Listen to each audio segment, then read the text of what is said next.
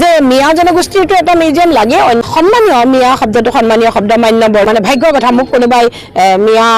মিয়ানী বুলি ক'লে মই কিন্তু খুব সন্তোষিত হ'ম মোৰ ভাল লাগে এক সময়ত আপুনি নিজকে মিয়ানী বুলি দাবী কৰিছিলে মিয়া মিউজিয়াম লাগে বুলি দাবী কৰিছিলে এতিয়া কি হ'ল মিয়াৰ পকেটটো গুন্দাই গ'ল মিয়াৰ পকেট এতিয়া শুকান মাছলৈ গুন্দ মানে আপোনাৰ লক্ষ্য আৰু উদ্দেশ্য আছিলে আপুনি নেতা হোৱাৰ আপুনি এমপি হোৱাৰ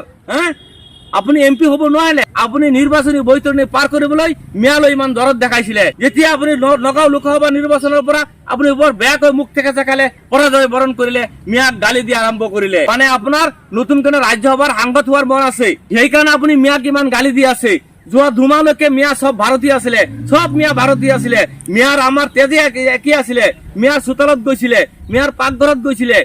মিয়া এতিয়া আপোনাৰ ওচৰত নিকৃষ্ট জাতি হৈ গ'ল কাৰণ এটাই লক্ষ্য এটাই উদ্দেশ্য এটাই মানে আপুনি ৰাজ্যসভাৰ সাংসদ হ'ব লাগে যদি মিয়া